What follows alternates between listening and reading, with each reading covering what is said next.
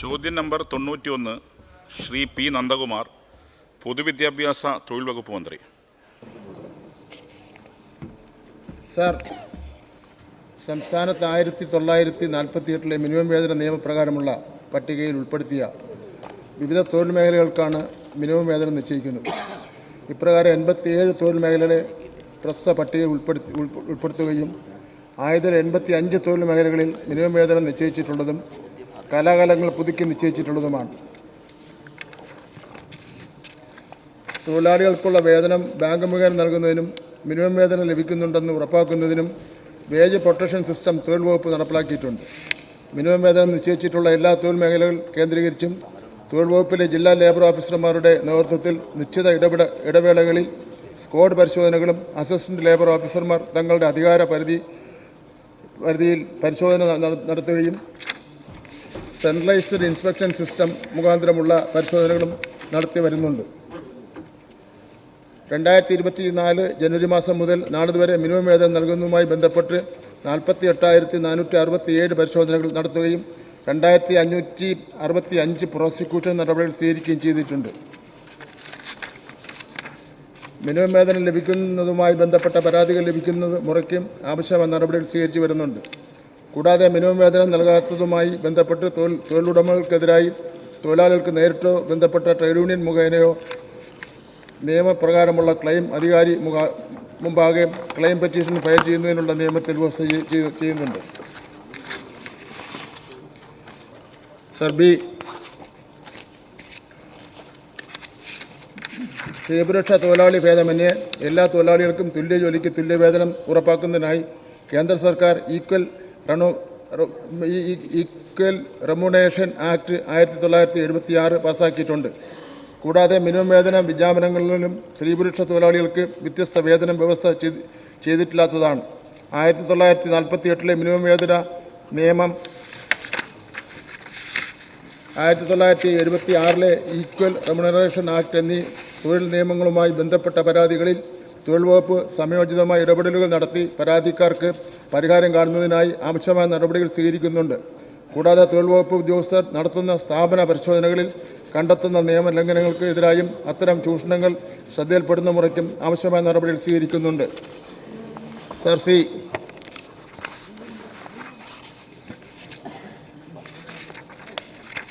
1948 minimum വേതന നിയമപ്രകാരം സംസ്ഥാനത്ത് 87 തൊഴിൽ മേഖലകളെ മിനിമം വേതന നിയമത്തിൻ്റെ പട്ടികയിൽ ഉൾപ്പെടുത്തുകയും കൂടാതെ സംസ്ഥാനത്ത് ജിംനേഷ്യംസ്, പെയിന്റ് നിർമ്മാണം, വെയർഹൌസ്, ഗോഡൌൺ, കണ്ടെയ്നർ എന്നീ മേഖലയിലെ തൊഴിലാളികൾക്ക് മിനിമം വേതനം നിശ്ചയിക്കാൻ ലക്ഷ്യമിട്ട് സർക്കാർ പ്രസ്തുത മേഖലകളെ മിനിമം വേതന നിയമത്തിൻ്റെ പട്ടികയിൽ ഉൾപ്പെടുത്തുന്നതിനുള്ള പ്രാഥമിക വിജ്ഞാപനം പുറപ്പെടുവിച്ചിട്ടുണ്ട്. മിനിമം വേതന ഷെഡ്യൂളുകളിൽ ഉൾപ്പെടുത്തിയിട്ടുള്ള 87 മേഖലകൾ 85 തൊഴിൽ മേഖലകളിൽ മിനിമം വേതനം നിശ്ചയിച്ചുകൊണ്ട് സർക്കാർ വിജ്ഞാപനം പുറപ്പെടുവിച്ചിട്ടുണ്ട്. പ്രസ്തുത തൊഴിൽ മേഖലകളുടെ വിവരങ്ങൾ അനുബന്ധമായി ചേർത്തിട്ടുണ്ട്. സർ, ഡി,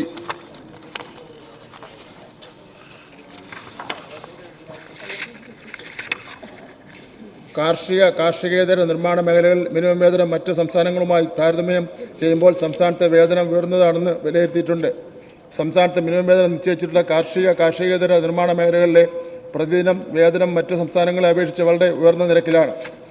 സർ, 2024 ഡിസംബർ മാസം 9 റിസർവ് ബാങ്ക് ഓഫ് ഇന്ത്യ പ്രസിദ്ധീകരിച്ച handbook of statistics on Indian States 2023-24 report പ്രകാരം കേരളത്തിലെ കാർഷിക മേഖലയിലെ പുരുഷ തൊഴിലാളികളുടെ ശരാശരി പ്രതിദിന വേതനം 807 രൂപ 20 പൈസയും കാർഷികേതര മേഖലയിൽ ജോലി ചെയ്യുന്ന പുരുഷ തൊഴിലാളികളുടെ ശരാശരി പ്രതിദിന വേതനം 735 രൂപയും നിർമ്മാണ മേഖലയിൽ ജോലി ചെയ്തു വരുന്ന പുരുഷ തൊഴിലാളികളുടെ ശരാശരി പ്രതിദിന വേതനം 893 രൂപ 60 പൈസയുമാണ്.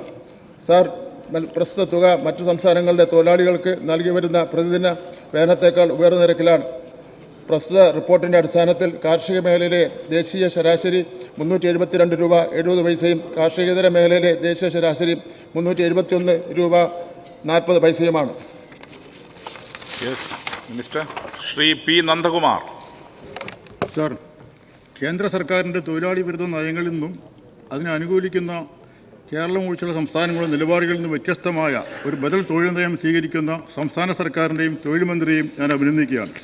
സർ, എൻ്റെ ചോദ്യം കേരളത്തിലെ ലേബർ കാർഡുള്ള ചുമട്ടുതൊഴിലാളികൾക്ക് കോടതി ഉത്തരവിലൂടെയും മറ്റും തൊഴിൽ നഷ്ടപ്പെടുന്ന അവസ്ഥ ഇന്ന് നിലനിൽക്കുന്നുണ്ട്. പ്രസ്തുത തൊഴിലാളികളുടെ തൊഴിൽ സംരക്ഷിക്കുന്നതിന് ആവശ്യമായ നടപടികൾ സ്വീകരിക്കുമോ? Yes minister. സാർ, ഇതൊരു വളരെ പ്രധാനപ്പെട്ട ഒരു പ്രശ്നമാണ്. നമ്മുടെ ഇപ്പോൾ കേരളത്തിലെ ഒരു പ്രധാനപ്പെട്ട ഒരു തൊഴിൽ മേഖലയാണ് ചുമട്ടുതൊഴിലാളികളുടെ മേഖല എന്ന് പറയുന്നത്. ആ മേഖലയിൽ ഇന്നിപ്പോൾ തൊഴിലുമായി ബന്ധപ്പെട്ട് ചില പ്രശ്നങ്ങൾ ഉയർന്നു വന്നിട്ടുണ്ട്. നിയമാനുസരണം ജോലി ചെയ്യുന്നതിന് വേണ്ടിയുള്ള ലേബർ കാർഡുകൾ ഉള്ളവർക്ക് പോലും ചില സാങ്കേതിക കാരണങ്ങൾ പറഞ്ഞ് ജോലി നിഷേധിക്കുന്ന സ്ഥിതിവിശേഷമാണ് ഉണ്ടായിരിക്കുന്നത്. ഇതിന് സർക്കാർ ചില നടപടികൾ സ്വീകരിച്ചിട്ടുണ്ട്. സാർ, ഇതിൽ തൊഴിൽ സംരക്ഷണം ഏറ്റവും പ്രധാനപ്പെട്ട കാര്യമാണ്. അവരുടെ ക്ഷേമം ഏറ്റവും പ്രധാനപ്പെട്ട കാര്യമാണ്. തൊഴിൽ ക്രമീകരണം, അതുപോലെ തന്നെ തൊഴിൽ അന്തരീക്ഷം എന്നീ ലക്ഷ്യങ്ങൾ മുൻനിർത്തിയാണ് 1978 ചുമട്ടുതൊഴിലാളി നിയമം, അതിന് കീഴിൽ ചട്ടങ്ങൾ, പദ്ധതികൾ എന്നിവ രൂപീകരിച്ചത്. സർ, 1981 ചുമട്ടുതൊഴിലാളി ചട്ടങ്ങളിലെ ചട്ടം 26A പ്രകാരം ചുമട്ടുതൊഴിലാളികൾക്ക് ബന്ധപ്പെട്ട അസിസ്റ്റന്റ് ലേബർ ഓഫീസർമാർ രജിസ്ട്രേഷനും തിരിച്ചറിയൽ കാർഡും നൽകുകയാണ്. അത്തരത്തിൽ രജിസ്റ്റർ ചെയ്ത തൊഴിലാളികളുടെ പൂളുകൾ രൂപീകരിച്ച് 1983 അൺഅറ്റാച്ച്ഡ് വിഭാഗം പദ്ധതിയുടെ കീഴിൽ ബോർഡ് പ്രസ്തുത തൊഴിലാളികൾക്ക് 6A കാർഡുകൾ നൽകി വരുന്നു. ഈ 3 പദ്ധതികളുമായി നിലവിൽ 45,042 തൊഴിലാളികൾ ജോലി ചെയ്തു വരികയാണ്. സർ, 46 ഇനം ആനുകൂല്യങ്ങൾക്കായി പ്രതിമാസം ശരാശരി 15 കോടി രൂപയും അൺഅറ്റാച്ച്ഡ് വിഭാഗം തൊഴിലാളികളുടെ വേതന ഇനത്തിൽ പ്രതിമാസം ശരാശരി 60 കോടി രൂപയും ബോർഡ് വിതരണം ചെയ്യുകയാണ്. പുതിയ ചുമട്ടുതൊഴിലാളി സമൂഹത്തെ വാർത്തെടുക്കുക എന്ന ലക്ഷ്യം മുന്നിൽ കണ്ട് ചുമട്ടുതൊഴിലാളി ക്ഷേമ ബോർഡ് ആവിഷ്കരിച്ച് നടപ്പിലാക്കിയ പദ്ധതിയാണ് നവശക്തി. തൊഴിലാളികൾക്കും നൈപുണ്യ പരിശീലനം നൽകുന്നതിന് തീരുമാനിച്ചിട്ടുണ്ട്. സർ, ആയതിനായി ബോർഡിൻ്റെ തനത് ഫണ്ടിൽ നിന്നും ഈ സാമ്പത്തിക വർഷം 2 കോടി രൂപ വകയിരുത്തിയിട്ടുണ്ട്. 2025-26 സാമ്പത്തിക വർഷത്തിൽ 2000 തൊഴിലാളികൾക്ക് ലോജിസ്റ്റിക്സ് സെക്ടർ സ്കിൽ കൗൺസിലുമായി സഹകരിച്ച് പരിശീലനം നൽകുന്നതിനുള്ള പ്രപ്പോസൽ ബോർഡ് സർക്കാർ മുൻപാകെ സമർപ്പിച്ചിട്ടുണ്ട്. സർ, കോടതി വിധികൾ, അതുപോലെ ILO കൺവെൻഷൻ എന്നിവയുടെ വെളിച്ചത്തിൽ ചുമട്ടുതൊഴിലാളികളുടെ നിയമം, ചട്ടങ്ങൾ, പദ്ധതി എന്നിവയിൽ വേണ്ട ഭേദഗതികൾ ചുമട്ടുതൊഴിലാളി ക്ഷേമ ബോർഡ് ചർച്ച ചെയ്ത് അംഗീകരിക്കുകയും ചെയ്തിട്ടുണ്ട്. അതുകൊണ്ട് തന്നെ നിലവിലെ സാഹചര്യത്തിൽ തൊഴിൽ നിയമങ്ങളും ചട്ടങ്ങളും മറികടക്കുവാൻ സാധ്യമല്ല. തൊഴിലാളികളുടെ കൂലി, ജോലി എന്നിവ സംരക്ഷിക്കുവാൻ ഇടതുപക്ഷ ജനാധിപത്യ മുന്നണി ഗവൺമെന്റ് ബാധ്യസ്ഥമാണ് എന്നുള്ള കാര്യം കൂടി ഞാൻ അറിയിക്കുവാൻ ആഗ്രഹിക്കുകയാണ്. Second question. സർ, ലക്ഷക്കണക്കിന് വരുന്ന ഗിഗ് തൊഴിലാളികളുടെ സംരക്ഷണത്തിന് എന്തെല്ലാം നടപടികളാണ് സർക്കാർ സ്വീകരിക്കുന്നത്? മിനിസ്റ്റർ. സർ, കേരളത്തിൽ ഗിഗ് തൊഴിലാളികൾ എന്ന് പറയുമ്പോൾ പുതുതായിട്ട് ഇപ്പോൾ ഉയർന്നു വരുന്ന ഒരു തൊഴിൽ മേഖലയാണ്.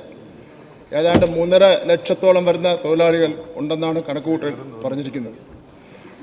ഇന്ന് ആ രംഗത്ത് വർക്ക് ചെയ്യുന്നത് ഏതാണ്ട് 40 വയസ്സിന് താഴെയുള്ള ചെറുപ്പക്കാരികളുമാണ് വർക്ക് ചെയ്യുന്നത്. അവർക്ക് യാതൊരു സൗകര്യങ്ങളും നമ്മുടെ ഗവൺമെൻറ്റോ മറ്റേതെങ്കിലും ഏജൻസികളോ തരപ്പെടുത്തി കൊടുക്കുന്നില്ല.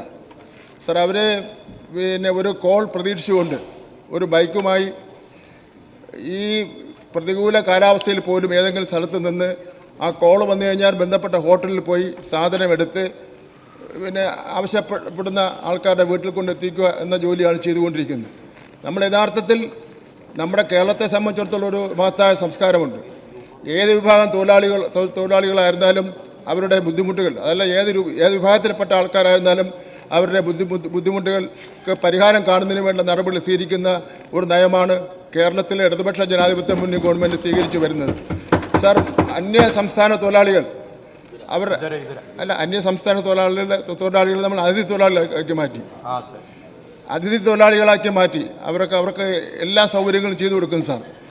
സാർ, മറ്റ് സംസ്ഥാനങ്ങൾ ചെന്ന് കഴിഞ്ഞാൽ നമ്മൾ കേരളത്തിൽ നിന്ന് പോകുന്ന തൊഴിലാളികൾക്കൊന്നും ഒരു സംരക്ഷണവും ഒന്നുമില്ല. അതേസമയത്ത് അന്യ സംസ്ഥാനത്ത് നിന്ന് കേരളത്തിൽ വരുന്ന തൊഴിലാളികൾക്ക് കേരളത്തിൽ ഉള്ള ഒരു തൊഴിലാളിക്ക് എന്തെല്ലാം സംവിധാനം ചെയ്തു കൊടുക്കുമോ ആ സംവിധാനങ്ങളെല്ലാം ചെയ്തു കൊടുക്കുന്ന നയമാണ് ഇടതുപക്ഷ ജനാധിപത്യ മുന്നണി ഗവൺമെൻറ് നയമെന്ന് പറഞ്ഞാൽ. സർ, അത് വെച്ച് നോക്കുമ്പോൾ ഈ ഗിഗ് വർക്കേഴ്സ് എന്ന് പറയുന്നത് ഇത് ഇൻ്റർനാഷണൽ ഇഷ്യൂ ആണ്, അന്തർദേശീയമായി തന്നെ ചർച്ച ചെയ്യപ്പെടേണ്ട ഇഷ്യൂ ആണ്. കേരളത്തിൽ നമുക്ക് ഈ പ്രശ്നത്തിന് പരിഹാരം കാണണം. എല്ലാ വിദ്യാസമ്പന്നരായിട്ടുള്ള ചെറുപ്പക്കാരികളുമാണ്. അവർക്ക് ആവശ്യമായ സൗകര്യങ്ങൾ ചെയ്തു കൊടുക്കേണ്ടതായിട്ടുണ്ട്. അവർ ലേബർ വകുപ്പിന് നിവേദനം നൽകിയിട്ടുണ്ട്. എന്തായാലും വരുന്ന ആളുകളിൽ അവരുടെ സംരക്ഷണം ഉറപ്പുവരുത്തിക്കൊണ്ട് ഒരു ബില്ല് നിയമസഭയിൽ കൊണ്ടുവരുന്നതിനെ സംബന്ധിച്ചിടത്തോളം ആലോചിക്കുന്നുണ്ടെന്നുള്ള കാര്യം ഞാൻ സഭയെ അറിയിക്കുവാൻ ആഗ്രഹിക്കുന്നു. ശ്രീ NK അക്ബർ.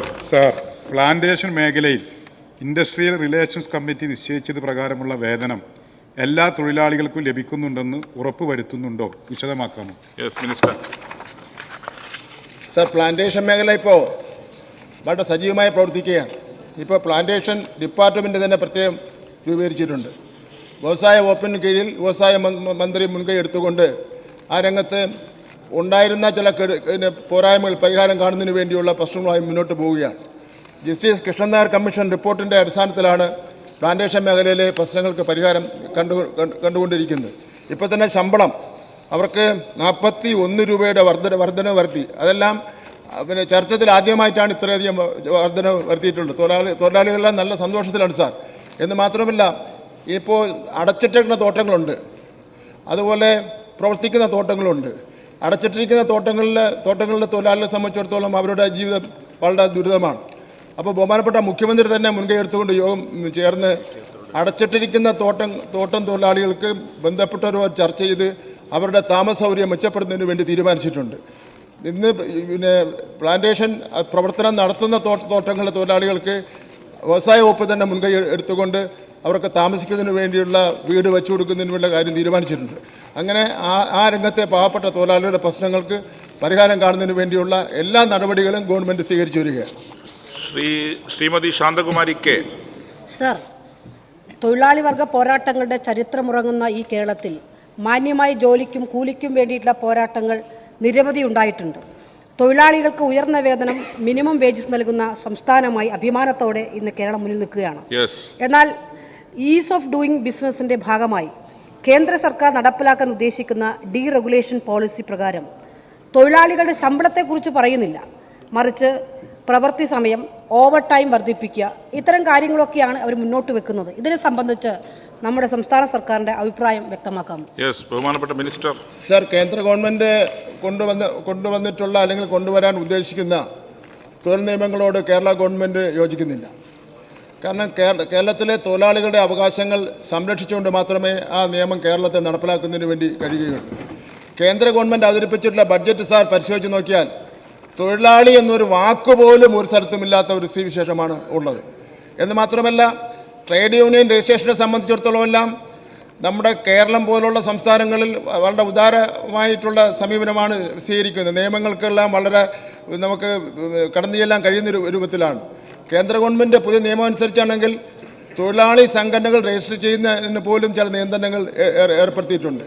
എന്ന് മാത്രമല്ല, ശമ്പളത്തിൻ്റെ കാര്യത്തിൽ, ജോലി ചെയ്യുന്നതിൻ്റെ സമയത്തിൻ്റെ കാര്യത്തിലൊക്കെ തന്നെ ചില പ്രശ്നങ്ങൾ ഉണ്ട്. അപ്പോൾ ഇപ്പം 4 കോഡുകളാണ് 4 നിയമങ്ങളാണ് കൊണ്ടുവരുന്നതിന് വേണ്ടി ഉദ്ദേശിക്കുന്നത്. അത് കേരളത്തിൻ്റെ സാഹചര്യത്തിൽ നടപ്പിലാക്കാൻ വേണ്ടി കഴിയുന്നതല്ല. അപ്പോൾ അതുകൊണ്ട് തൊഴിലാളി പക്ഷ നിലപാട് മാത്രമേ കേരളത്തിലെ ഇടതുപക്ഷ ജനാധിപത്യ മുന്നണി ഗവൺമെൻറ് എടുക്കുന്നതിന് വേണ്ടി സാധിക്കുകയുള്ളൂ. എന്നാൽ വ്യവസായത്തിനും വേണ്ട രൂപത്തിലുള്ള എല്ലാ പ്രോത്സാഹനങ്ങളും നമ്മൾ കൊടുക്കേണ്ടതായിട്ടുണ്ട്. വ്യവസായ രംഗത്തും നമ്മൾ നല്ല നിലയിലുള്ള വളർച്ച ഉണ്ടായിട്ടുണ്ട്. വ്യവസായത്തിൻ്റെ പേര് പറഞ്ഞുകൊണ്ട് തൊഴിലാളികളെ ദ്രോഹിക്കുന്ന ഒരു നിലപാടിനും ഗവൺമെൻറ് കൂട്ടുനിൽക്കുന്ന പ്രശ്നമേ ഇല്ല. ശ്രീ സ്റ്റീഫൻ. സർ, കേരളം തൊഴിൽ സംരക്ഷണത്തിലും തൊഴിലാളി അവകാശ സംരക്ഷണത്തിലും രാജ്യത്തിനും ലോകത്തിനും മാതൃകയാണ്. തൊഴിലാളികൾക്ക് മിനിമം വേതനം ഉറപ്പുവരുത്താൻ മാത്രമല്ല, മറ്റ് സംസ്ഥാനങ്ങളെ അപേക്ഷിച്ച് ഉയർന്ന വേതന നിരക്ക് ഉറപ്പാക്കാനും ഈ സർക്കാരിന് കഴിഞ്ഞിട്ടുണ്ട്. എൻ്റെ ചോദ്യം, തൊഴിലാളികളുടെ ശമ്പളം ബാങ്ക് അക്കൗണ്ട് വഴി ലഭ്യമാക്കുന്നതിനുള്ള വേതന സുരക്ഷാ പദ്ധതി, വേജ് പ്രൊട്ടക്ഷൻ സിസ്റ്റം കാര്യക്ഷമമായി പ്രവർത്തിക്കുന്നുണ്ടോ? അതോടൊപ്പം 50-ന് മുകളിൽ തൊഴിലാളികളുള്ള എത്ര സ്ഥാപനങ്ങൾ കേരളത്തിൽ രജിസ്റ്റർ ചെയ്തിട്ടുണ്ടെന്നും. അവിടെ ഇരിക്കുക.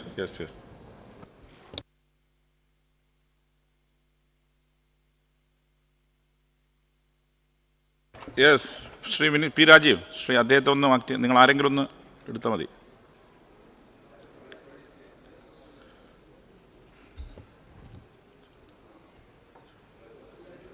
അല്ല, അദ്ദേഹം പോയി റെസ്റ്റ് ചെയ്തോട്ടെ. നിങ്ങൾ ആരെങ്കിലും ഒന്ന് ആൻസർ. അതെ, കൂടി നിൽക്കണ്ട, എല്ലാവരും കൂടി നിൽക്കണ്ട. അദ്ദേഹത്തെ ശ്രീ വി ജോയ് ഒന്ന് അദ്ദേഹത്തെ ഒന്ന് റെസ്റ്റ് ചെയ്തോട്ടെ. വേറെ ആരെങ്കിലും ആൻസർ ചെയ്തോളും. തൽക്കാലം ഇതോടുകൂടി അവസാനിപ്പിക്കാം ഈ ചോദ്യം. സെക്കൻഡ് ക്വസ്റ്റ്യൻ പറയാമെന്ന് പറയോ?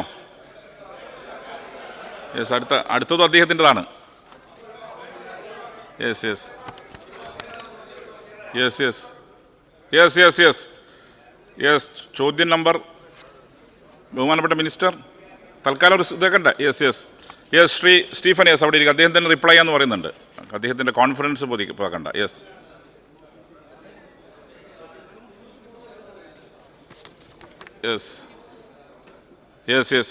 ചോദ്യം നമ്പർ 91. ഇനി ചോദ്യം അങ്ങനെയെങ്കിൽ പ്ലീസ് ഓർഡർ. യെസ് ചോദ്യം നമ്പർ 92 പ്ലീസ് ഓർഡർ. അല്ല, അത് ഇതാണ് ക്ഷേമനിധി പാർലമെൻ്ററി മിനിസ്റ്റർ.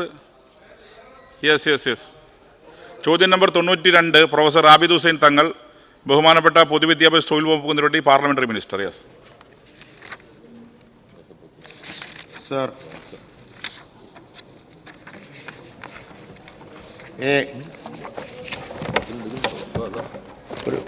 ഒരു minute. Yes take your own time.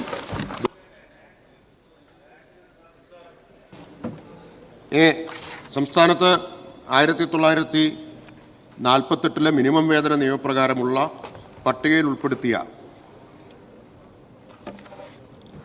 വിവിധ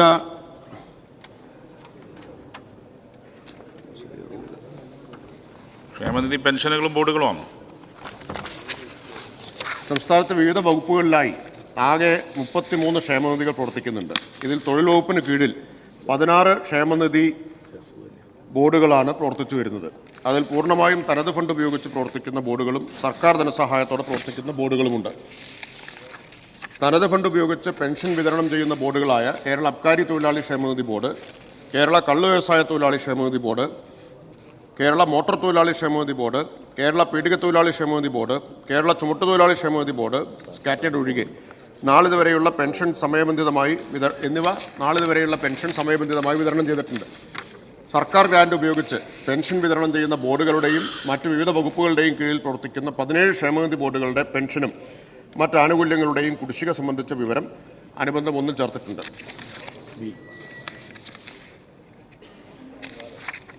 ബി. അംഗങ്ങളിൽ നിന്ന് അംശദായവും സർക്കാർ സഹായവും സ്വീകരിച്ച് പ്രവർത്തിക്കുന്ന ക്ഷേമനിധി ബോർഡുകൾ കൃത്യമായി പെൻഷൻ വിതരണം ചെയ്യാത്തതിൻ്റെ കാരണം പരിശോധിച്ചിട്ടുണ്ടോ എന്നാണ് ചോദ്യം.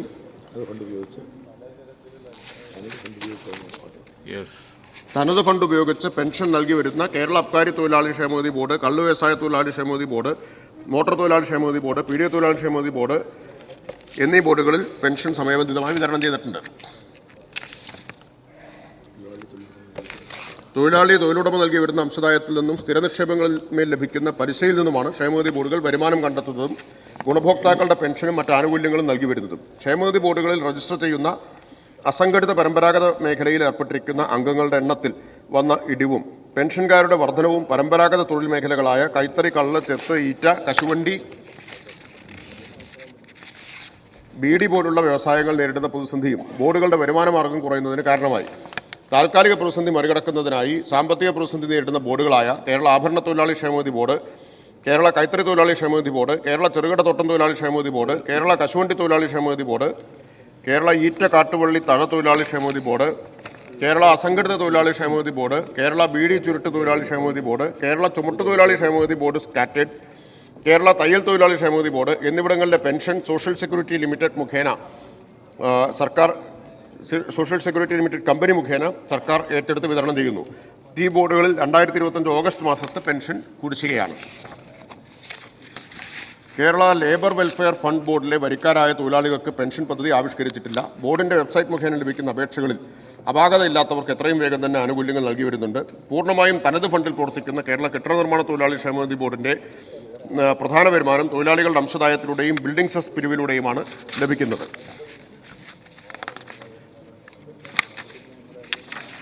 തദ്ദേശ സ്വയംഭരണ വകുപ്പിന്റെ 2024 ഫെബ്രുവരി 14 സർക്കാർ ഉത്തരവ് പ്രകാരം ബിൽഡിംഗ് സെസ് പിരിവിന്റെ ചുമതല തദ്ദേശ സ്വയംഭരണ വകുപ്പിന് നൽകിയിട്ടുണ്ട്.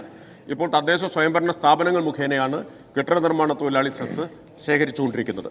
ഒരു മാസം പെൻഷൻ വിതരണത്തിന് മാത്രം ഏകദേശം 62 കോടി രൂപയും മറ്റ് ആനുകൂല്യങ്ങൾ വിതരണം ചെയ്യുന്നതിന് ഏകദേശം 10 കോടി രൂപയും അടക്കം 72 കോടി രൂപ ബോർഡിന് പ്രതിമാസം വേണ്ടി വരുന്നതാണ്.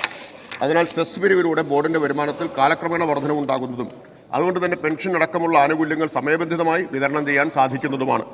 കൂടാതെ തൊഴിൽ വകുപ്പിന് കീഴിലുള്ള 16 ക്ഷേമനിധി ബോർഡുകളുടെ പ്രവർത്തനം കാര്യക്ഷമമാക്കുന്നതിനും അംഗങ്ങളുടെ വിവരശേഖരണത്തിനും ഇരട്ടംഗത്വം ഒഴിവാക്കുന്നതിനും രൂപീകരിച്ചിട്ടുള്ള advance information interface system software മുഖേന ആധാരധിഷ്ഠിത രജിസ്ട്രേഷൻ നടപ്പാക്കി വരുന്നതിനാൽ ഇരട്ട അംഗത്വം ഒഴിവാകാൻ സാധിക്കുന്നതും അതിലൂടെ അനർഹരെ ഒഴിവാക്കാൻ കഴിയുന്നതും ബോർഡുകളിലൂടെ നൽകി വരുന്ന ആനുകൂല്യ വിതരണം കൂടുതൽ കാര്യക്ഷമമാക്കുവാനും സാധിക്കുന്നതാണ്. അതിനോടൊപ്പം ബോർഡിലെ അംഗത്വ രജിസ്ട്രേഷൻ വർദ്ധിപ്പിക്കുന്നതിനായി മേഖലാ ഓഫീസ് അടിസ്ഥാനത്തിൽ മെമ്പർഷിപ്പ് ഡ്രൈവുകളും നടത്തിവരുന്നു. മറ്റ് വിവിധ വകുപ്പുകളുടെ കീഴിൽ പ്രവർത്തിക്കുന്ന 17 ക്ഷേമനിധി ബോർഡുകളെ സംബന്ധിച്ച വിവരം അനുബന്ധം 2-ൽ ചേർത്തിട്ടുണ്ട്.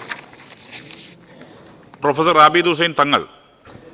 സർ, കർഷക തൊഴിലാളി ക്ഷേമനിധി ബോർഡിലെ അംഗങ്ങളുടെ താങ്ക് യു. കർഷക തൊഴിലാളി ക്ഷേമനിധി ബോർഡിലെ അംഗങ്ങളുടെ അതിവർഷാനുകൂല്യം റിട്ടയർമെൻറ്റ് ബെനിഫിറ്റും 2019 മുതൽ മുടങ്ങിയിരിക്കുകയാണ്. കെട്ടിട നിർമ്മാണ തൊഴിലാളി ക്ഷേമ പെൻഷൻ 16 മാസമായി കുടിശ്ശികയാണ്. ഇതുപോലെ മിക്കവാറും എല്ലാ ബോർഡുകളിലെയും പെൻഷൻ കുടിശ്ശികയായി നിൽക്കുകയാണ്. സർ, ആ സമയത്താണ് ഈ കെട്ടിട നിർമ്മാണ തൊഴിലാളി ക്ഷേമനിധി ബോർഡ് മോട്ടോർ തൊഴിലാളി ക്ഷേമനിധി ബോർഡിൽ നിന്നും മറ്റ് ബോർഡിൽ നിന്നുമായി 100-150 കോടി രൂപ വായ്പ എടുത്തിട്ടുണ്ട്. സർ, ഈ വായ്പ എടുത്ത സമയത്ത് താൽക്കാലികമായുള്ള നിയമനത്തിന് വേണ്ടി ഏകദേശം 100ഓളം ആളുകളെ പുതുതായി അവിടെ നിയമിക്കുന്നതിന് വേണ്ടിയുള്ള ഒരു നടപടിയുമായി മുന്നോട്ട് പോവുകയാണ്. ഒരു മിനിറ്റ്സിൻ്റെ കോപ്പി എൻ്റെ അടുത്തുണ്ട് സർ. കഴിഞ്ഞ 30/12/2021 നടത്തിയ അവിടുത്തെ മീറ്റിംഗിന്റെ മിനിറ്റ്സിന്റെ കോപ്പിയിൽ വ്യക്തമായി പറയുന്നു ഈ ആളുകളെ താൽക്കാലികമായി നിയമിച്ച് സ്ഥിരപ്പെടുത്തണമെന്ന് പറയുന്നു. സർ, അങ്ങനെ പോകുമ്പോൾ ഈ ബോർഡുകളുടെ പ്രതിസന്ധി വീണ്ടും കൂടി പെൻഷൻ മുടങ്ങുകയല്ലേ ചെയ്യുക? അത് പരിഹരിക്കുന്നതിന് വേണ്ടിയുള്ള നടപടി സ്വീകരിക്കുമ്പോൾ സർ, കെട്ടിട നിർമ്മാണ തൊഴിലാളി ക്ഷേമനിധി ബോർഡിൻ്റെ കാര്യത്തിൽ ഞാനിവിടെ നേരത്തെ തന്നെ വ്യക്തമാക്കി. ഇപ്പോൾ കെട്ടിട നിർമ്മാണ തൊഴിലാളി ക്ഷേമനിധി സെസ് പിരിച്ചുകൊണ്ടിരിക്കുന്നത് തദ്ദേശ സ്വയംഭരണ സ്ഥാപനങ്ങളാണ്. ഇപ്പോൾ ഒക്യുപ്പൻസി കിട്ടണമെങ്കിൽ തന്നെ സെസ് നൽകണം എന്നതുകൊണ്ട് ഇനി ഫണ്ട് ഫ്ലോ കൃത്യമായിട്ടുണ്ടാവും എന്നുള്ളത് ഉറപ്പാണ്. നേരത്തെ ഈ സെസ്സിൻ്റെ പിരിവിൽ ചില പ്രയാസങ്ങളുണ്ടായിരുന്നു. അതുകൊണ്ട് തന്നെ ഏറെക്കാലത്തെ കുടിശ്ശികയുണ്ടായിരുന്നു. ഇനി അത്തരമൊരു പ്രശ്നം ഉയർന്നു വരികയില്ല. നിലവിലുള്ള കുടിശ്ശിക പിരിച്ചെടുക്കാനുള്ള ശ്രമം നടക്കുന്നുണ്ട്. തുടർന്ന് അങ്ങോട്ട് സെസ്സിൻ്റെ പിരിവ് കാര്യക്ഷമമായിട്ട് തന്നെ നടക്കും. ഇപ്പോൾ നടന്നുകൊണ്ടിരിക്കുന്നുണ്ട്. Second question. ക്ഷേമനിധി ബോർഡുകളും കടുത്ത സാമ്പത്തിക പ്രതിസന്ധി നേടുകയാണ്. ഭരണ ചെലവുകൾ കുറയ്ക്കുന്നതിനായി സമാന സ്വഭാവമുള്ള ബോർഡുകളെ സംയോജിപ്പിക്കാൻ 2020 തീരുമാനമെടുത്തിട്ടുണ്ട്. അത് ബഹുമാനനായ ശിവൻകുട്ടി സാറ് കഴിഞ്ഞ നിയമസഭയിൽ നെന്മാറ ബാബുവിൻ്റെ ചോദ്യത്തിന് ഉത്തരം നൽകിയിരുന്നു. സർ, അത് സംയോജിപ്പിക്കുന്ന നടപടികളായിട്ടുണ്ടോ?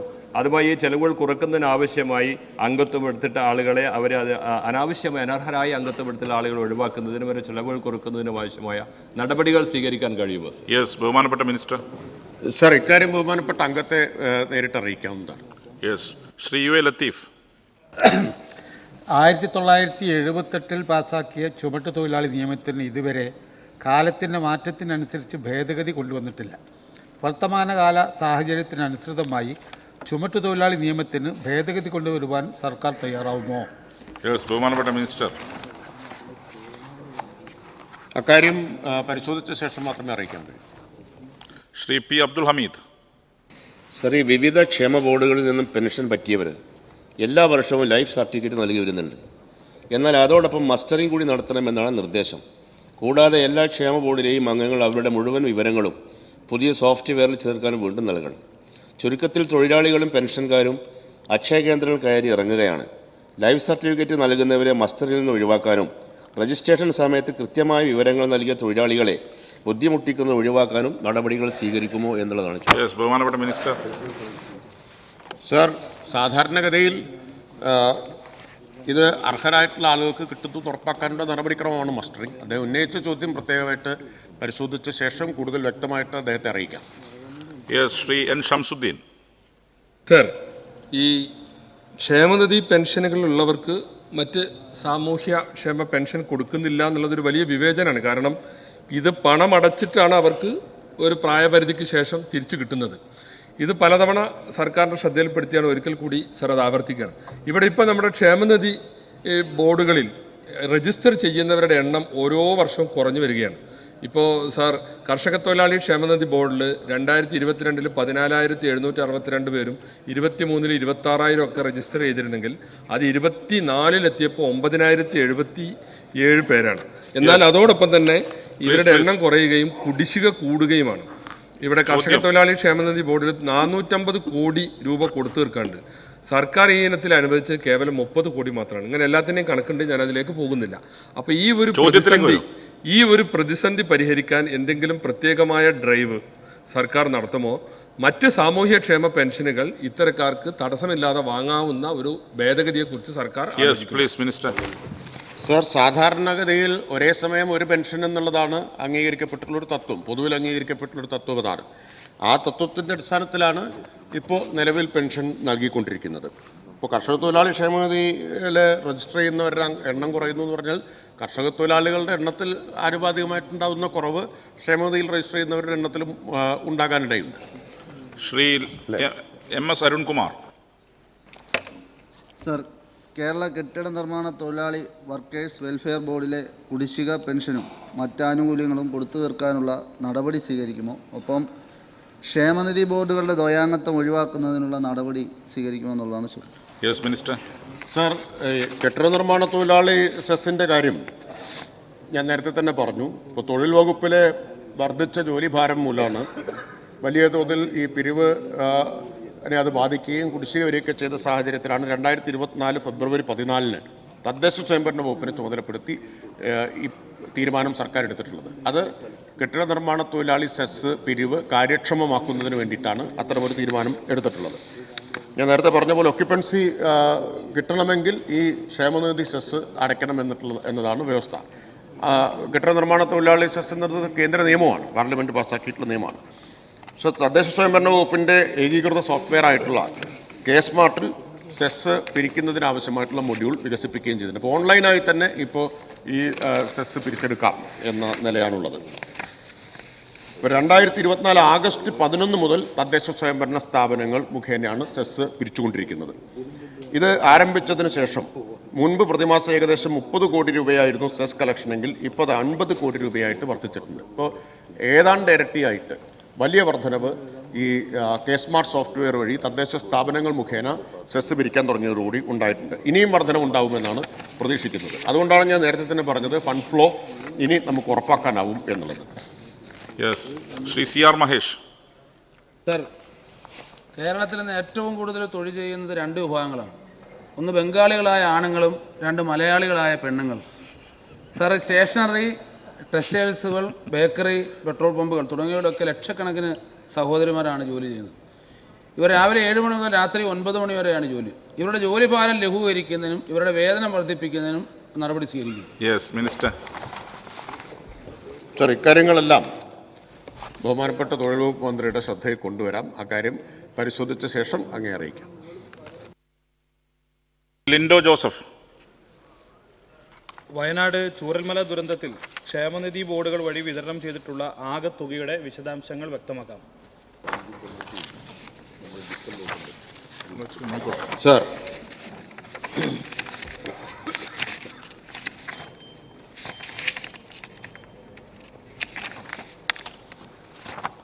പരിശോധിച്ച് അത് പ്രത്യേകമായിട്ട് ഇപ്പോൾ ആ കണക്കുകൾ ലഭ്യമല്ല. പരിശോധിച്ച് അദ്ദേഹത്തെ അറിയിക്കാം. ശ്രീ കെ വിജയൻ.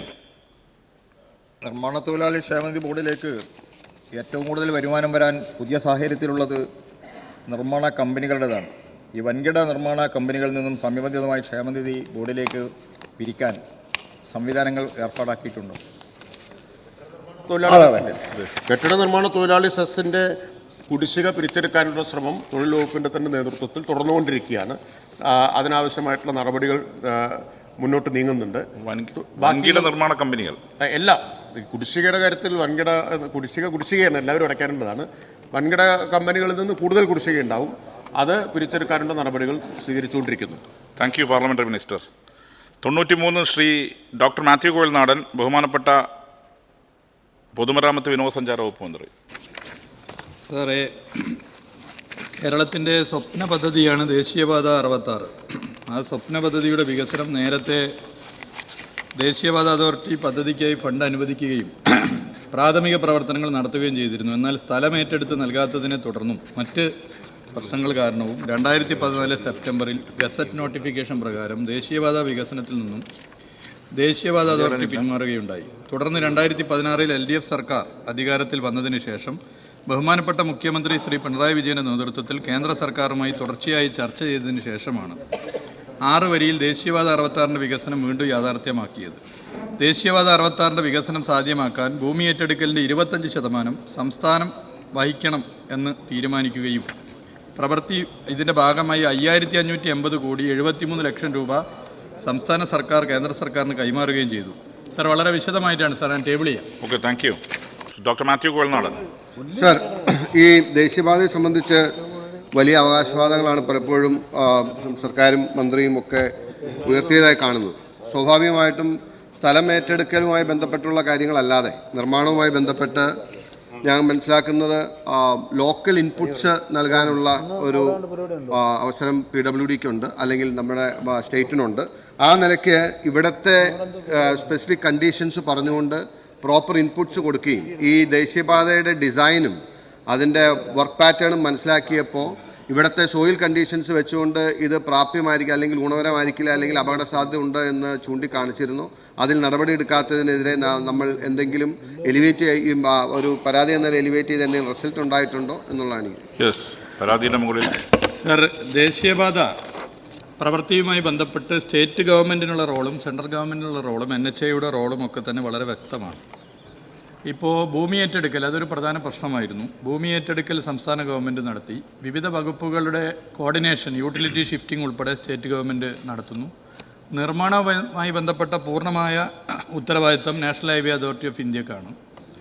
അതിൽ ആ കാര്യങ്ങൾ അവർ നിർവഹിച്ചു വരുന്നു. ഇതുമായി ബന്ധപ്പെട്ട് ശ്രദ്ധയിൽപ്പെടുത്തേണ്ട കാര്യങ്ങളൊക്കെ തന്നെ ദേശീയപാത അതോറിറ്റിയെയും കേന്ദ്ര സർക്കാരിനെയും പല ഘട്ടങ്ങളിലായി മുഖ്യമന്ത്രിയും പൊതുവെ സർക്കാരും വകുപ്പ് മേധാവികളുമൊക്കെ തന്നെ ശ്രദ്ധയിൽപ്പെടുത്തിയിട്ടുണ്ട്. സെക്കൻഡ് ക്വസ്റ്റ്യൻ സാർ, ഇപ്പോൾ ദേശീയപാതയിൽ ഈ സംഭവം ഉണ്ടായതിന് ശേഷം എന്താണെങ്കിലും ഇപ്പോൾ അവർ ചെയ്ത ഡിസൈൻ വെച്ച് മുമ്പോട്ട് പോകാൻ പറ്റില്ല എന്നുള്ളത് അറിയാലോ. അപ്പോൾ ഇനിയും ഇത് ആവർത്തിക്കാതിരിക്കാൻ വേണ്ടി ഇത് ചേഞ്ച് ഓഫ് ഡിസൈൻ നിലവിൽ സ്റ്റേറ്റുമായിട്ട് ഷെയർ ചെയ്തിട്ടുണ്ടോ? What changes they are going to bring in? അത് നമ്മുടെ കണ്ടീഷൻസിന് അനുയോജ്യമാണോ എന്ന് PWD പരിശോധിച്ചിട്ടുണ്ടോ? അത് സംബന്ധിച്ച് എന്തെങ്കിലും ആധികാരികമായ റിപ്പോർട്ട് നമ്മൾ കേന്ദ്രത്തിനോ അല്ലെങ്കിൽ കേന്ദ്രം നമുക്കോ കൈമാറിയിട്ടുണ്ടോ എന്ന് പറയാം.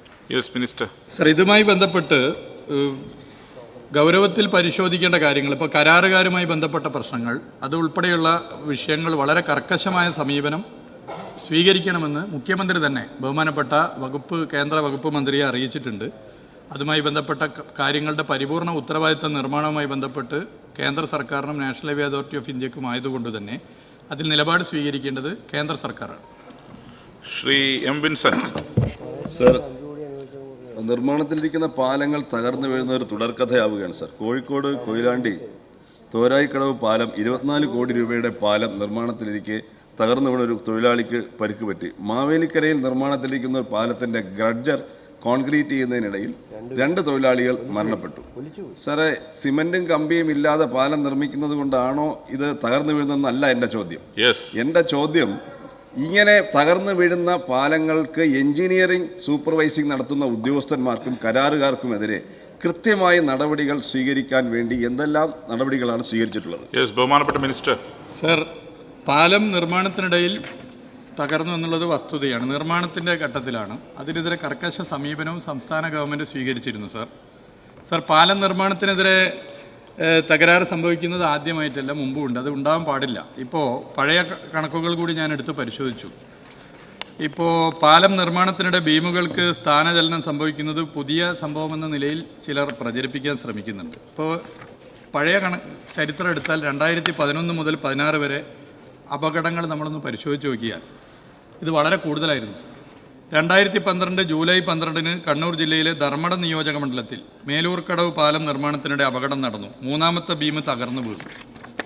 5 തൊഴിലാളികൾക്ക് പരിക്കേറ്റു. അന്നിത് നിയമസഭയിൽ ചർച്ച ചെയ്യപ്പെട്ടതാണ്.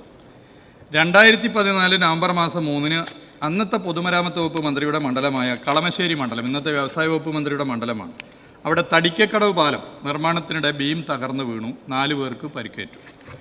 2014 ജനുവരി മാസം 11 അരൂർ നിയോജക മണ്ഡലത്തിലെ തൈക്കാട്ടുശ്ശേരി പാലത്തിൽ ഗർഡർ ഷിഫ്റ്റ് ചെയ്യുമ്പോൾ അപകടം സംഭവിച്ചു.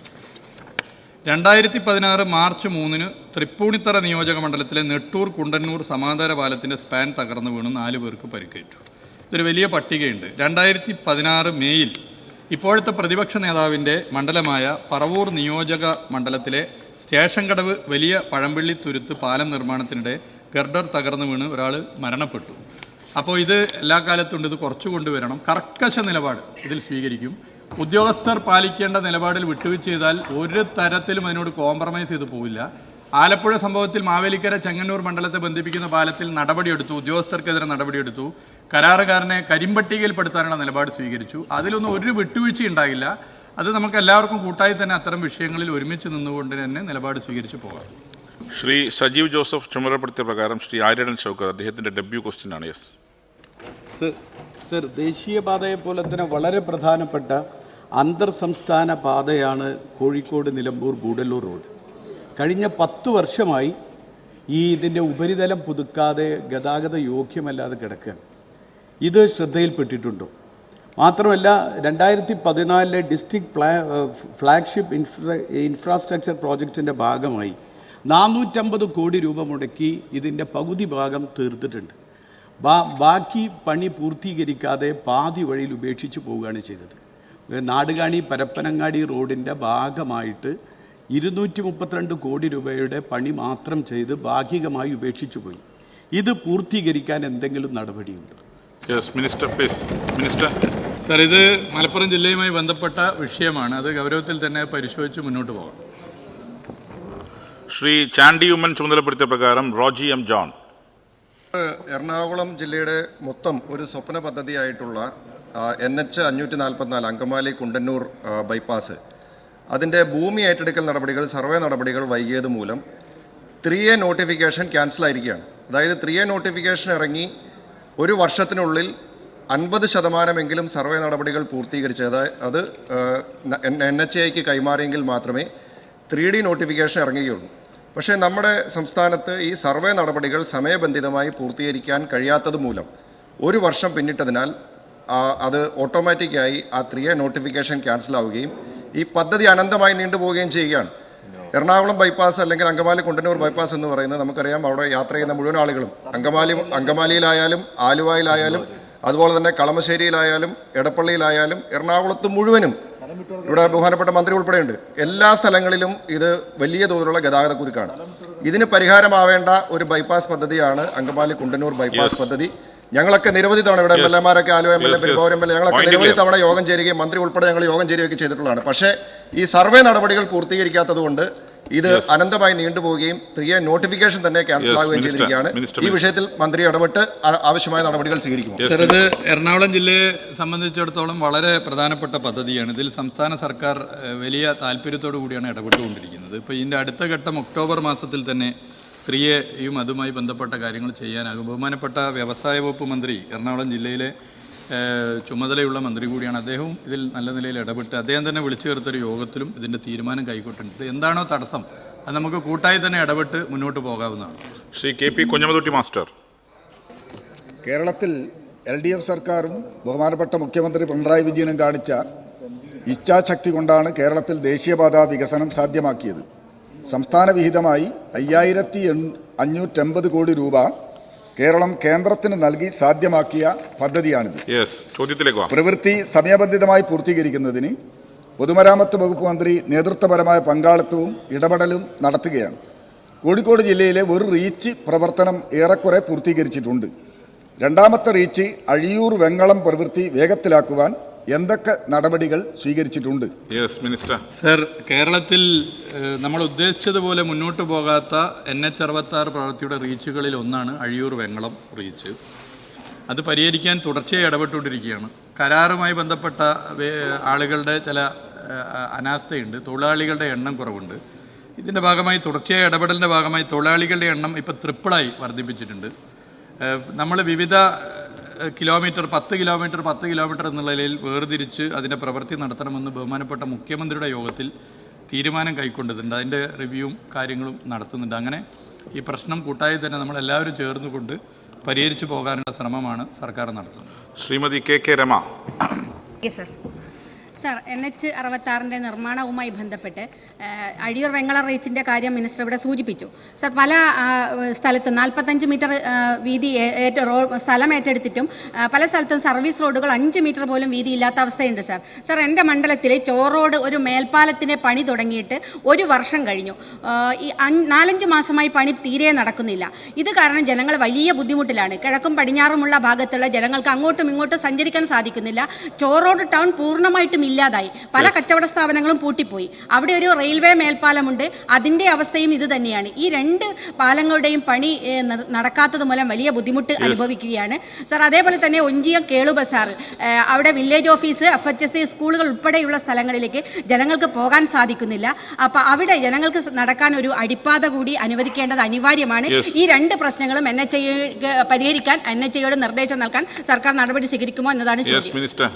സർ, നേരത്തെ പറഞ്ഞു തന്നെയാണ് ഈ വിഷയത്തിൽ വളരെ ആഴത്തിൽ തന്നെ ഗവൺമെൻറ് മറ്റ് വിഷയങ്ങളിൽ ഇടപെടുന്നത് പോലെ ഇടപെട്ടിട്ടുണ്ട്.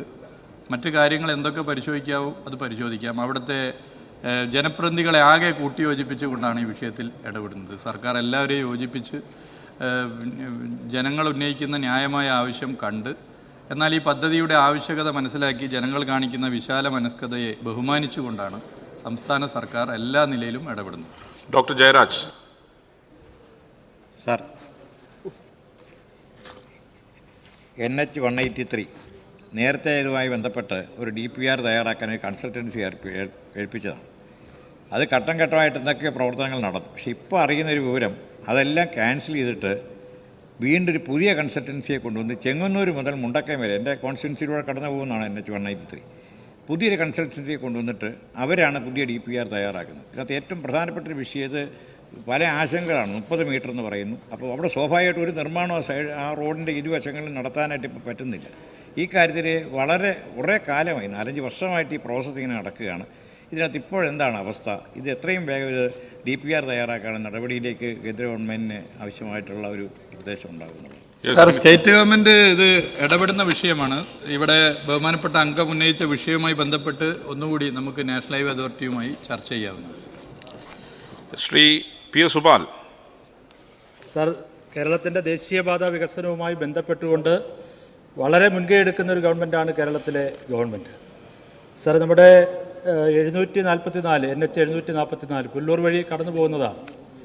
സാർ, വളരെ ഇടുങ്ങിയ വഴിയാണ്. ഒരുപാട് അപകടങ്ങളാണ് അവിടെ നടന്നുകൊണ്ടിരിക്കുന്നത്. പ്രത്യേകിച്ച് തമിഴ്നാട്ടിൽ നിന്ന് ധാരാളം യാത്രക്കാർ ശബരിമല സീസണിൽ കടന്നു പോകുന്ന വഴിയാണ്. വളരെ പ്രാധാന്യമുള്ളൊരു പാതയാണ് എന്നുള്ളത് അങ്ങേക്ക് അറിയാം. അങ്ങും ബഹുമാനപ്പെട്ട കേരളത്തിൻ്റെ മുഖ്യമന്ത്രിയും കേന്ദ്ര മന്ത്രിയുമായി നിതിൻ ഗഡ്കരിയുമായി ഈ കാര്യങ്ങളെ സംബന്ധിച്ച് സംസാരിച്ചിരുന്നു. അതിൻ്റെ ഫൈനൽ അലൈൻമെൻ്റ് എല്ലാം സമർപ്പിക്കുകയുണ്ടായി. അങ്ങ് വളരെ മുൻകൈ എടുത്തിട്ടുണ്ട് ഈ കാര്യത്തിൽ. അത് യാഥാർത്ഥ്യമാകുന്നതിന് വേണ്ടി ആവശ്യമായിട്ടുള്ള ഇടപെടൽ നടത്തുമോ? മിനിസ്റ്റർ. സർ, ഈ വിഷയത്തിൽ തുടക്കം മുതൽ തന്നെ ഇടപെടൽ നടത്തിയിട്ടുണ്ട്. മറ്റു കാര്യങ്ങളിവിടെ ബഹുമാനപ്പെട്ട അംഗം പറഞ്ഞത് ആ നിലയിൽ തന്നെ ആ സ്പിരിറ്റിൽ ഉൾക്കൊണ്ടുകൊണ്ട് ഇടപെട്ട് മുന്നോട്ട് പോകും. ശ്രീ കുറുക്കോളി മൊയ്തീൻ. സർ, മലപ്പുറം ജില്ലയിലൂടെ കടന്നു പോകുന്ന NH-A1 എൻ്റെ മണ്ഡലത്തിൽ, തിരൂർ മണ്ഡലത്തിലെ ആദവനാട് പഞ്ചായത്തിലെ 2 സ്ഥലങ്ങളിലെ ദുരിതപൂർവമായ സാഹചര്യം ഞാൻ ഈ സഭയിൽ അവതരിപ്പിച്ചതാണ്. വെള്ളത്തിൻ്റെ കുത്തിയൊഴുക്ക്, ഉണ്ണിയാൽ, ചുങ്കം എന്ന് പറയുന്ന പ്രദേശത്ത് ഇന്ന് വരെ അതിന് പരിഹാരം ഉണ്ടായിട്ടില്ല. അതുപോലെ തന്നെ ചുങ്കത്തെ സർവീസ് റോഡ് ഇല്ലായ്മ അതും ശ്രദ്ധയിൽപ്പെടുത്തിയതാണ്. ഇതിന് രണ്ടിനും അടിയന്തരമായ പരിഹാരം ഉണ്ടാക്കുമോ എന്നാണ് ചോദിക്കുന്നത്. സർ, ബഹുമാനപ്പെട്ട അംഗത്തെ ഇരുത്തിക്കൊണ്ട് അധികാരികളുമായി അത് ചർച്ച ചെയ്യാവുന്നതാണ്. Thank you. ചോദ്യം നമ്പർ 94 ശ്രീ H. സലാം, ബഹുമാനപ്പെട്ട പൊതുമരാമത്ത് വിനോദസഞ്ചാര വകുപ്പ് മന്ത്രി.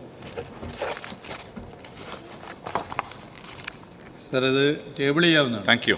ശ്രീ സലാം. സർ, റോഡുകളുടെയും പാലങ്ങളുടെയും നിർമ്മാണത്തിൽ ചരിത്രപരമായ നേട്ടമാണ് നമ്മുടെ പൊതുമരാമത്ത് വകുപ്പ് കൈവരിച്ചിട്ടുള്ളത്. സർ, എൻ്റെ ചോദ്യം റോഡുകൾ മികച്ച നിലവാരത്തിലേക്ക് ഉയർത്താൻ എന്തൊക്കെ നൂതനമായ സാങ്കേതിക വിദ്യയാണ് വകുപ്പ് ആവിഷ്കരിച്ചിട്ടുള്ളത് എന്നുള്ളതാണ്. Yes minister. സർ, പുതിയ സാങ്കേതിക വിദ്യയെ പരമാവധി ഉപയോഗപ്പെടുത്തി മുന്നോട്ട് പോകാനാണ് വകുപ്പ് ശ്രമിക്കുന്നത്. ഇപ്പോൾ നൂതന സാങ്കേതിക വിദ്യകൾ പല വിദേശ രാജ്യങ്ങളിലും കൊണ്ടുവരുന്നത് നമ്മൾ കാണുന്നുണ്ട്. കേരളത്തിൻ്റെ കാലാവസ്ഥ ഒരു പ്രധാന വിഷയമാണ്. കാലാവസ്ഥ കൂടി അനുയോജ്യമാകുന്ന നിലയിൽ എങ്ങനെ നമുക്ക് ടെക്നോളജിയെ ഒരു ടൂളായി ഉപയോഗിച്ച് മുന്നോട്ട് പോകാനുള്ള പരിശോധനയാണ് നടത്തുന്നത്. ഇപ്പോൾ നിലവിലുള്ള റോഡിലെ അസംസ്കൃത വസ്തുക്കൾ ഉപയോഗപ്പെടുത്തുന്ന ഫുൾ ഡെപ്ത് റെക്ലമേഷൻ മെത്തേഡ് സംസ്ഥാന വ്യാപകമാക്കി ജിയോസെൽ, ജിയോ ഗ്രിഡ്, കയർ ഭൂവസ്ത്രം ഉപയോഗിക്കൽ തുടങ്ങിയവ റോഡ് നിർമ്മാണത്തിന് ഉപയോഗിക്കുന്നു. White topping, soil stabilisation technology, PQC തുടങ്ങിയവയും ഉപയോഗപ്പെടുത്തി. സ്റ്റോൺ മാട്രിക്സ്മെൻറ്റ് എന്ന സാങ്കേതിക വിദ്യയും കേരളത്തിലെ നിർമ്മാണ രീതികളിൽ നടപ്പിലാക്കി വരുന്നുണ്ട് സർ. പാല നിർമ്മാണ മേഖലയിലും നൂതന സാങ്കേതിക വിദ്യ ഉപയോഗിച്ചിട്ടുണ്ട്. എക്സ്ട്രാഡോസ് കേബിൾ സ്റ്റേ പാലം, സെൻട്രൽ സ്പാൻ കേബിൾ സ്റ്റേ പാലം, സെഗ്മെൻ്റൽ ബോക്സ് ഗഡർ നിർമ്മാണം, network tied arch and steel composite bridge, ultra high performance fibre reinforcement concrete തുടങ്ങിയ സാങ്കേതിക വിദ്യ ഉപയോഗപ്പെടുത്തുന്നുണ്ട്.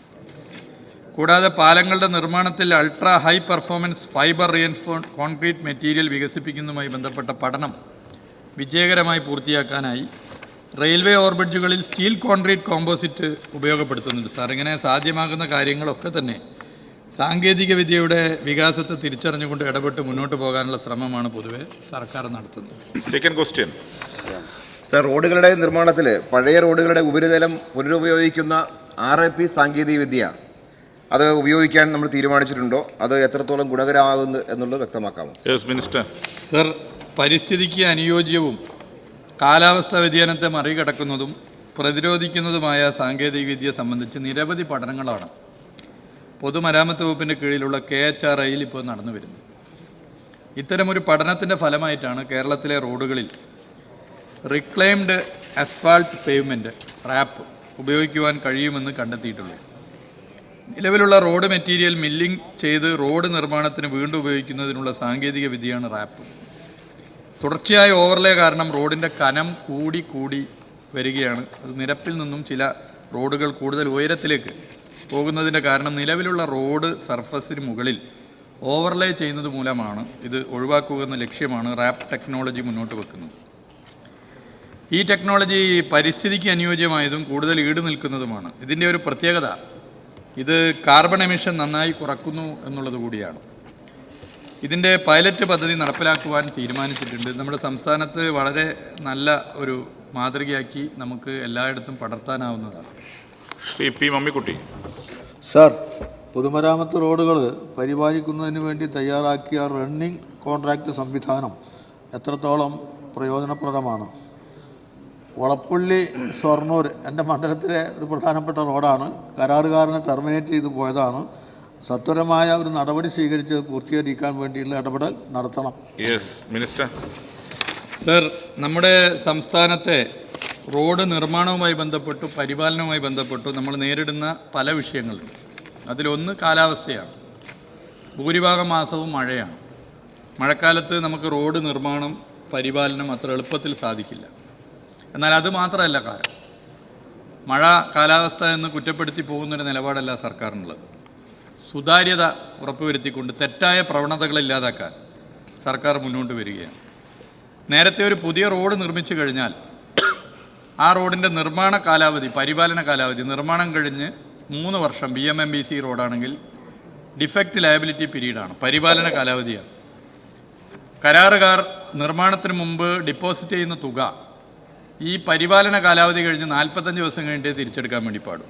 ഈ റോഡുകളിൽ എന്ത് കുഴപ്പം നടന്നാലും അപ്പോൾ തന്നെ ബന്ധപ്പെട്ട കരാറുകാർ അത് പരിഹരിക്കണമെന്നുള്ളതാണ് PWD മാനുവലിൽ പറയുന്നത്. ഇതോടൊപ്പം പരിപാലന കാലാവധി കഴിഞ്ഞ റോഡുകൾ, അവിടെയാണ് നമ്മൾ ജനപ്രതിനിധികളൊക്കെ തന്നെ വല്ലാതെ പ്രയാസപ്പെടുന്നത്. ആ റോഡുകൾ പിന്നീട് പാച്ച് വർക്കും മറ്റും വന്നാൽ നമുക്ക് പെട്ടെന്ന് ഇടപെടാൻ പറ്റുന്നില്ല. അതിന് പരിഹാരമായി പരിപാലന കാലാവധി കഴിയുന്ന തൊട്ടടുത്ത ദിവസം മുതൽ 1 കൊല്ലത്തേക്ക് നേരത്തെ തന്നെ നിശ്ചയിക്കുന്ന ഒരു പുതിയ കരാർ സംവിധാനം നമ്മുടെ രാജ്യത്ത് ആദ്യമായി നമ്മുടെ സംസ്ഥാനത്ത് കൊണ്ടുവരാനായി. അതാണ് റണ്ണിംഗ് കോൺട്രാക്റ്റ്. പരിപാലന കാലാവധി കഴിയുന്ന റോഡിൻ്റെ 1 വർഷമായി കരാർ ടെൻഡർ വിളിച്ച് നൽകുന്ന ആ പദ്ധതി പൊതുവെ നല്ല നിലയിൽ വിജയകരമായി മാറുന്നു. 29,573 കിലോമീറ്റർ റോഡാണ് പൊതുമരാമത്ത് വകുപ്പിൻ്റെ കീഴിൽ ഉള്ളത്. ഇതിൽ 19,500 കിലോമീറ്റർ റോഡ് റണ്ണിംഗ് കോൺട്രാക്റ്റിലൂടെ പരിപാലിക്കുന്നുണ്ട്. ഇതുവരെ റോഡ് പരിപാലനത്തിന് മാത്രം 1,562 കോടി രൂപയാണ് അനുവദിച്ചിട്ടുള്ളത്. റണ്ണിംഗ് കോൺട്രാക്റ്റ് വഴി DLP കഴിഞ്ഞ റോഡുകളിലും മറ്റും റോഡുകളുടെ പരിപാലനം നല്ല നിലയിൽ പോകുന്നു. ഈ 2 അറ്റത്തും റണ്ണിംഗ് കോൺട്രാക്ട് റോഡിൻ്റെ 2 അറ്റത്തും നീല ബോർഡുകൾ വെച്ചിട്ടുണ്ട്. ആ നീല ബോർഡിൽ കരാറുകാരൻ്റെ പേരും ഫോൺ നമ്പറും ഉണ്ട്, ഉദ്യോഗസ്ഥൻ്റെ ഫോൺ നമ്പറുണ്ട്. ബന്ധപ്പെട്ട MLA മാർ ഈ റണ്ണിംഗ് കോൺട്രാക്ട് റോഡുകളിൽ എവിടെയെങ്കിലും പരാതി ഉണ്ടെങ്കിൽ നേരിട്ട് തന്നെ അറിയിക്കണം. അത് കർക്കശ നിലപാട് സ്വീകരിച്ച് പോകാവുന്നതാണ്. പൊതുവെ ജനങ്ങളങ്ങനെ അറിയിക്കുന്നുണ്ട്. ഈ റണ്ണിംഗ് കോൺട്രാക്ട് റോഡുകൾ, ആ റോഡുകൾ അതുപോലെ തന്നെ DLP റോഡുകൾ ഒരു 10-23,000 കിലോമീറ്റർ വരുന്നുണ്ട്. DLP റോഡുകളിൽ പച്ച ബോർഡും റണ്ണിംഗ് കോൺട്രാക്ട് റോഡുകളിൽ നീല ബോർഡും എല്ലാ കാര്യങ്ങളും സുതാര്യമായി വെക്കുകയും ടോൾ ഫ്രീ നമ്പർ ഉൾപ്പെടെയുണ്ട്. ഈ റോഡുകളിൽ കേരളത്തിൻ്റെ പൊതുമരാമത്ത് വകുപ്പിൻ്റെ റോഡുകളിലെ 80% വരുന്ന ഈ റോഡുകളിൽ എന്ത് കുഴപ്പമുണ്ടെങ്കിലും നിങ്ങൾ നേരിട്ട് പരാതി അറിയിക്കാവുന്നതാണ്. കർക്കശ നിലപാട് സ്വീകരിച്ച് മുന്നോട്ട് പോകാവുന്ന ഒരു സംവിധാനം വന്നു. കേരളത്തിൽ ഇനി ഒരു കാലത്തും ഈ പച്ച ബോർഡും നീല ബോർഡും മാറ്റാൻ വേണ്ടി പറ്റാത്ത നിലയിലേക്ക് ജനങ്ങൾ അത് ഏറ്റെടുത്തു എന്നുള്ളതാണ് അതിലേറ്റവും എടുത്തു പറയേണ്ട കാര്യം. പച്ച ബോർഡ് നീല ബോർഡും ഭാവിയിൽ മാറ്റിയാൽ അത് അഴിമതിക്ക് സൗകര്യമൊരുക്കുന്ന നിലയിലേക്ക് മാറും എന്ന് ജനം തിരിച്ചറിയുന്ന ഒരു സ്ഥിതിയും വരുന്നു.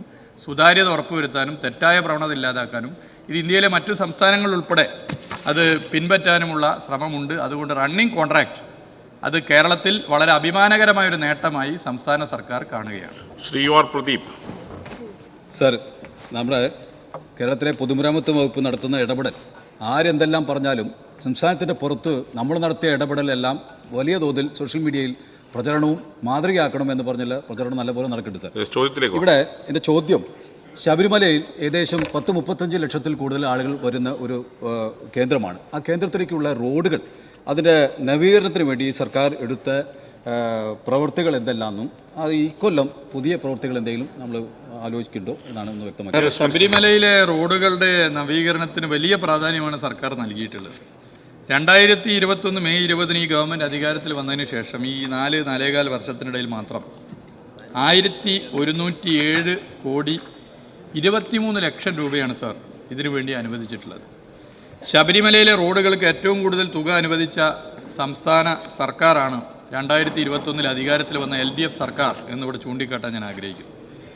ഈ വർഷത്തെ റോഡ് പ്രവർത്തികൾക്കുള്ള നിർദ്ദേശങ്ങൾ പൊതുമരാമത്ത് വകുപ്പും ധനകാര്യ വകുപ്പും പരിശോധിച്ച് വരികയാണ് സാർ. ശബരിമല റോഡുകൾ ഏറ്റവും മികച്ച നിലയിൽ പരിപാലിക്കുന്നതിന് ധനകാര്യ വകുപ്പ് പൊതുമരാമത്ത് വകുപ്പിന് മികച്ച പിന്തുണ നൽകിയിട്ടുണ്ട്. ഈ വർഷത്തെ ശബരിമല ഉത്സവകാലത്തിന് മുന്നോടിയായി പ്രവൃത്തി അവലോകനം നേരത്തെ തന്നെ ആരംഭിച്ചിരുന്നു സാർ.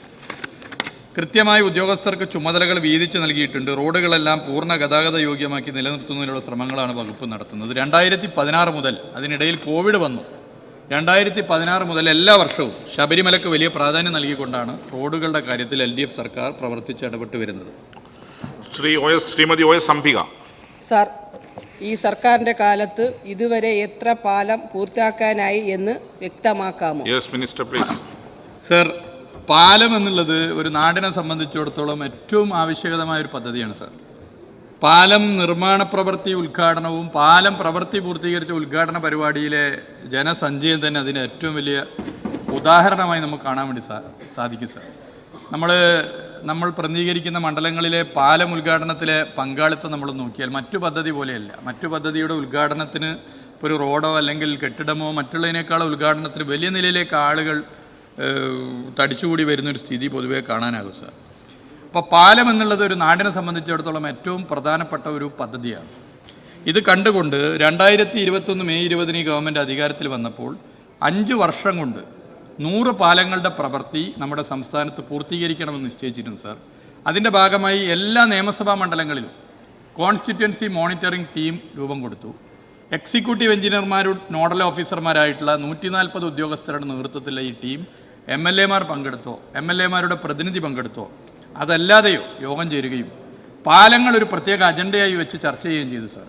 ഇതിന് പുറമെ നമ്മുടെ സംസ്ഥാനത്ത് പാലങ്ങളുടെ പ്രവൃത്തി വേഗത്തിലാക്കാൻ ഭരണാനുമതി കിട്ടിയതിന് സാങ്കേതിക അനുമതി കിട്ടാൻ, സാങ്കേതിക അനുമതി കിട്ടിയത് ടെൻഡർ സ്റ്റേജിലെത്തിക്കാൻ, പ്രവൃത്തി തടസ്സങ്ങൾ നീക്കാൻ പ്രത്യേക സംവിധാനം ഇവിടെ ഒരു നോഡൽ ഓഫീസറെ വെച്ചുകൊണ്ട് അതിൻ്റെ പ്രവർത്തനം നടത്തി സാർ.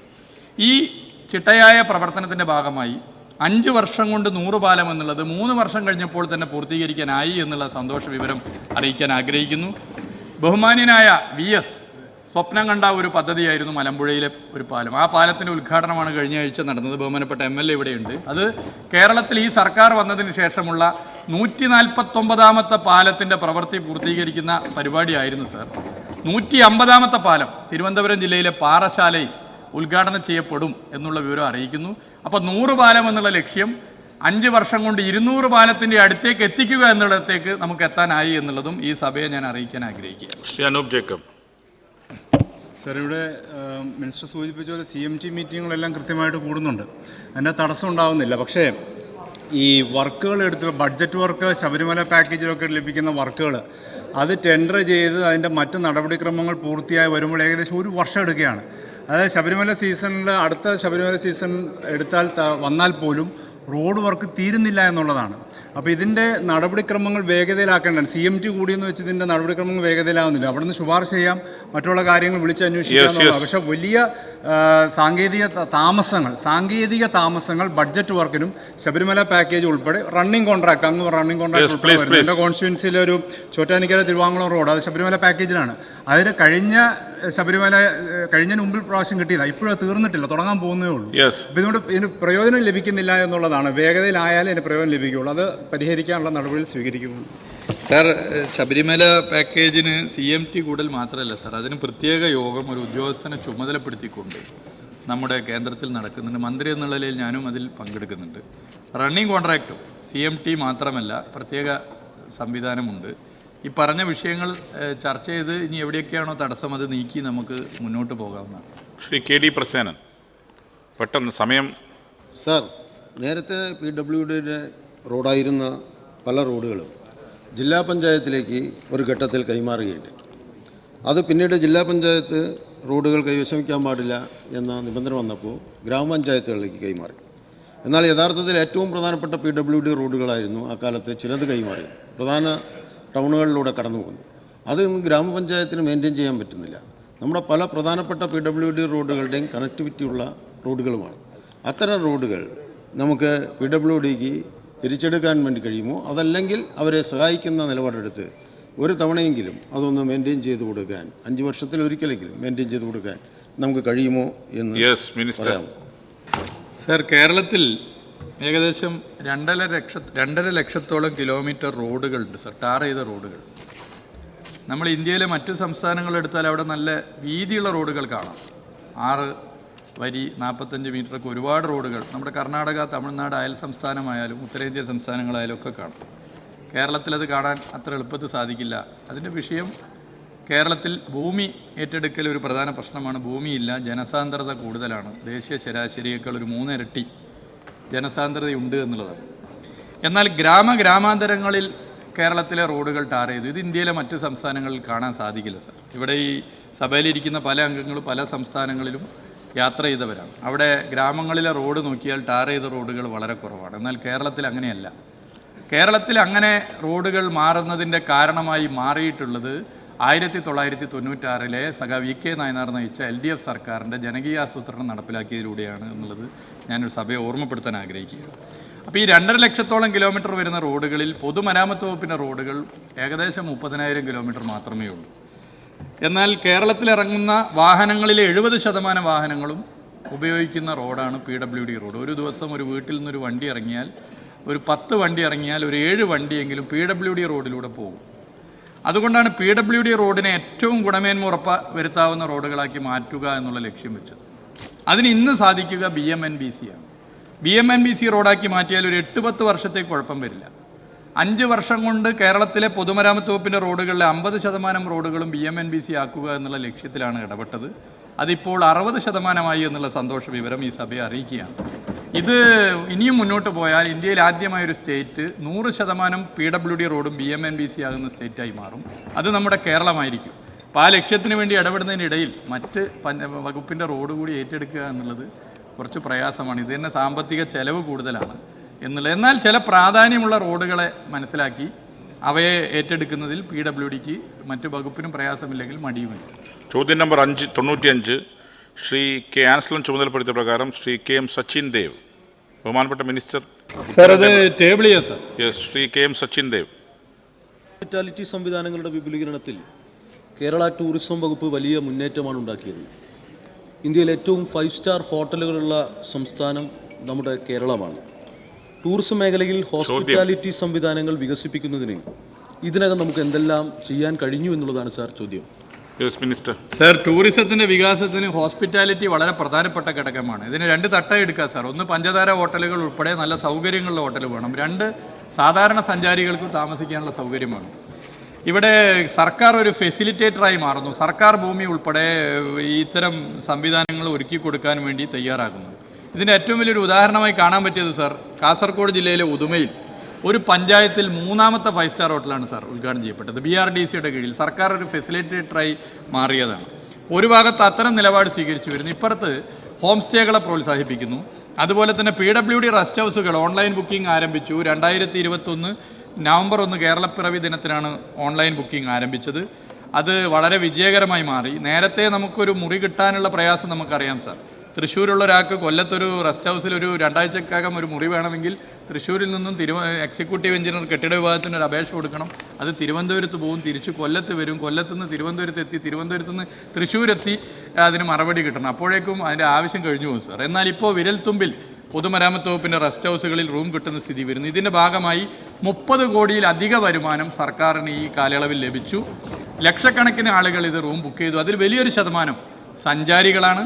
അപ്പോൾ home stay, rest house, guest house, 5 star facility ഉൾപ്പെടെ എല്ലാ നിലയിലും ഹോസ്പിറ്റാലിറ്റി വർദ്ധിപ്പിച്ച് മുന്നോട്ട് പോകാനുള്ള എല്ലാ ശ്രമവും വകുപ്പ് നടത്തിക്കൊണ്ടിരിക്കുകയാണ്. അത് ഇനിയും തുടരും എന്നുള്ളത് ഈ സഭയെ അറിയിക്കുന്നു. ഓർഡർ ചോദ്യോത്തരങ്ങൾ അവസാനിച്ചിരിക്കുന്നു.